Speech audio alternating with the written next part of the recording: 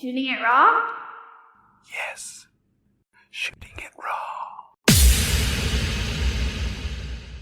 Okay. So this is your daughter. Mm-hmm. She's mid pose. She's kind of wearing what seems to be a kind of like a flamenco slash a Spanish sort of dress with her hair in a ponytail or a bun. I don't know, just pulled back. She's very pretty. She's wearing this red and black. It's very bold. It's very bold. So it communicates to me that she's had a lot of dance classes because she's holding a pose that is very dance-ish. Yeah. So take it away. Okay. So I believe, again, this photo is from many years ago. It was after a dance performance. Okay. Yeah, so she took some dance classes at school and elsewhere. Yes, she is a dancer. And it was after a flamenco little number. So yeah, it was Nice, cute. nice. And I chose this photo because, well, she is kind of like a mini me, in terms Okay. of everyone says she looks like me. She Yep. does the acting, dancing, and I've also taken up dance as well, and I love it. And it is Okay. definitely something that energizes me, fulfills another creative side of me as well. Mm-hmm. So it's a big part of my life now. And again, with the pandemic, unfortunately, I haven't been able to dance as much as I would like. And I'm not talking about like, going to dance in a club necessarily, but I've started taking, well, pre-pandemic, I was taking salsa classes, bachata, I was doing Zumba regularly, I was taking ballet classes. So Oh, wow. yeah. Okay, so if we do end up repeating ourselves Mm-hmm. or restart, like, so this premise that the way humans learn is really by copying one another. We watch what each other and we sort of mimic each other and we copy each other, and it's sort of like when you meet somebody that you really connect with. Mm-hmm. In time, you start mirroring each other's speech patterns. So in this case, you referred to her as a mini me. Mm-hmm. And so part of her development and shaping of who she is it who you see yourself or who you'd like to see yourself as? Do you mean like Yeah. how much Yeah, have interesting. you projected yourself onto her? Mm-hmm. Well, I think that we have introduced her to these different forms of art, and she has excelled at them. She loves them. Like, at a certain point, sometimes you got to give a little nudge, especially now she's a teenager. So, as a teen, Okay. she'd probably prefer to just stay on her phone or, or play video games all the Okay. time. And that's not healthy. So, for both our kids, we encourage them to have like a physical activity, Sure. artistic, hopefully. Like my son was playing piano for many, many years as well. But at a certain point, he just didn't like it anymore. And, Sure.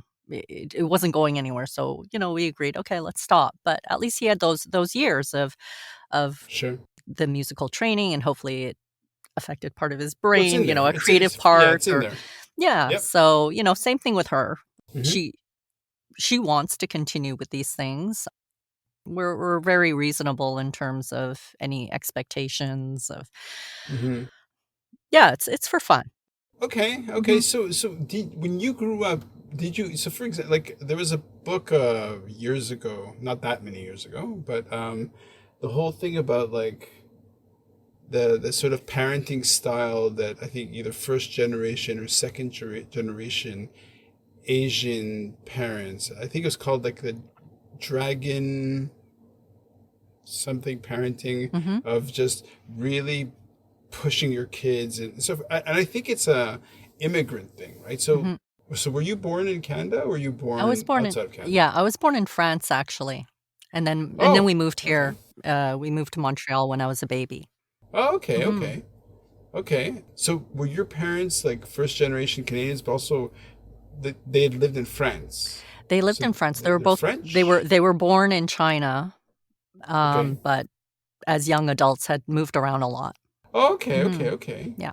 Okay, and so they weren't really when you kind of imagine, like for example, my parents were like first generation to Canada, not coming from France, but coming from, Israel and Morocco, poor and really kind of fighting. So their ethos and their mentality coming to Canada was like, our life was really hard.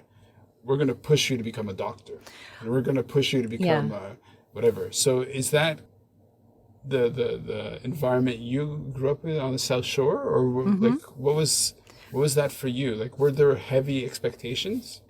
To a certain extent, yes. They were very much, the typical Asian parent wanting their child to excel in school academically. Sure. I was a good student, but I wasn't a top student. Right. I like math and science are really not my forte, you know. um, so they weren't too bad, I think they were happy when I went into journalism. They were fine with that. So you go into Mhm. journalism, and then you have children, and your daughter is the younger. So you had your son and then your daughter, yeah? Or is your daughter the My elder? daughter is the youngest, yeah.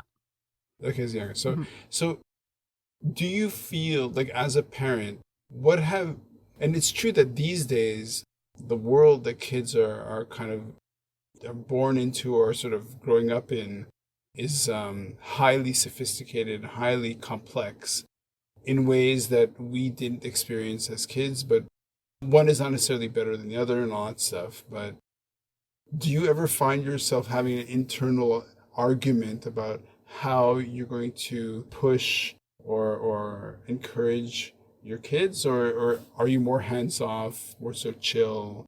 Yeah, like how do you and your husband negotiate your parenting style? Well, we are slightly different.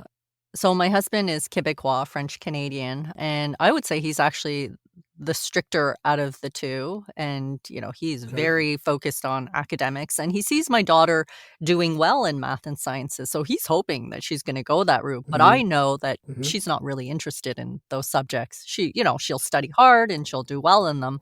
Is she going to go down that route? I highly doubt it. Mm-hmm. So no, I'm not going to push her.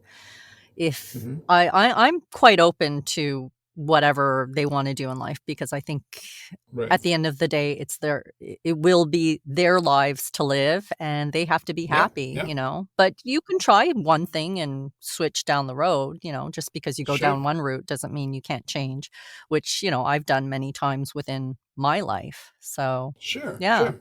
So in terms of the journalism, Mhm. like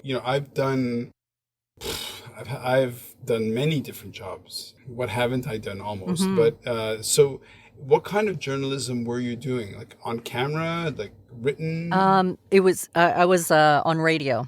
Yeah, Okay. I was a reporter and newscaster. So I didn't do it for Oh. very long. It was something I did throughout university.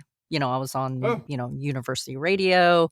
I worked at some local Montreal radio stations as well. And I did it Okay. about a year after graduating from university. And then I left. Okay. Yeah. Okay.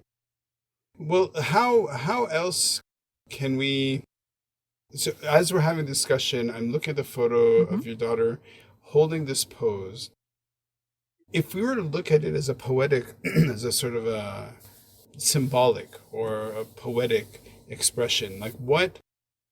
There's a surface image of this very cute girl holding this pose. You said post performance. What else can we find within there? Is there a kind of an underlying message or idea that somebody else who sees this photo might be like taken by?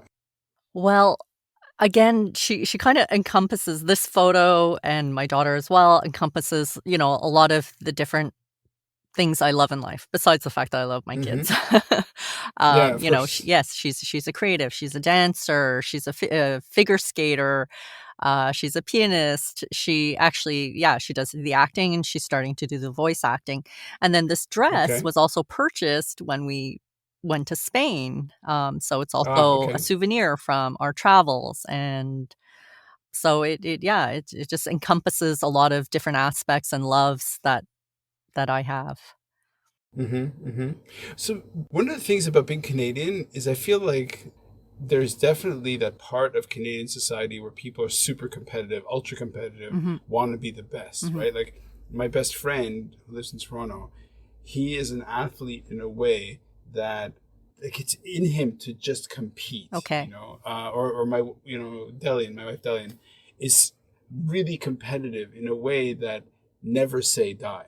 Hmm. But one thing I feel that we don't really see in Canada very much is this kind of ambition or this. I mean, I don't want it to sound like I'm saying Canadians aren't ambitious, right? Hmm. Because obviously they are. But would you say that in general you're a lot more chill about your expectations and your relationship to your daughter in a way that gives her the space to just be who she wants to be? I mean, do you see the kind of the other side of that, which could be very ugly, where you have parents who are extremely demanding? Yes. What do you think is more effective to kind of bring out the best in your daughter? Because from what I've seen around is Hmm. that she's in TV commercials, or is she? She has not done a TV commercial yet. No. Okay, okay, She recently did a voiceover project for okay, like an explainer video basically. okay, Yeah. okay, okay. Yeah, I think there's a fine balance. I think kids do need to be pushed a little bit, prodded. Mm-hmm. Otherwise, they're kids, right? They're just gonna Right, wanna hang out and have fun, which I think is very important. Very important right, to enjoy life and to play and laugh and do the things you love and not just work. And I think that could be the mentality of having grown up in Montreal, living in Montreal. We work to play, whereas a lot of right. other cities, other countries live to work, I think. Like, Sure, yeah. sure. Well, being in Hong Kong, Yeah. it's pretty intense for Yeah, sure. like, I think even Toronto has a different mentality than Montreal. Yeah, So, yeah, I think you have to work hard. You have to, to pursue your dreams, to succeed in life. I think determination, hard work are very important, but I'm not the super dragon mom, that right. I'm gonna make my kids like, "You better you better Yeah, yeah, study yeah, your butts off so that you get the yeah, best marks in school." No, I'm not that person. yeah. No.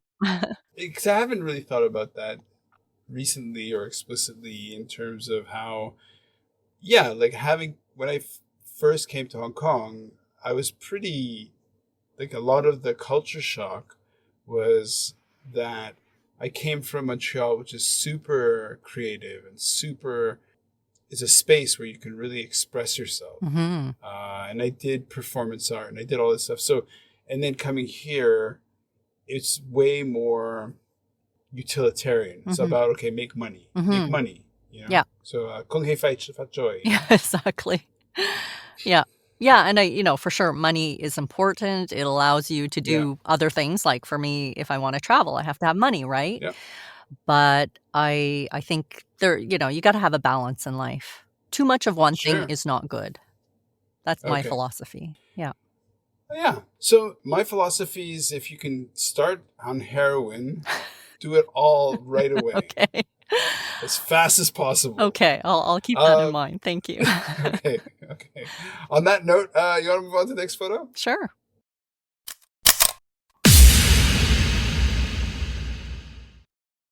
So, is life really a gift? Really?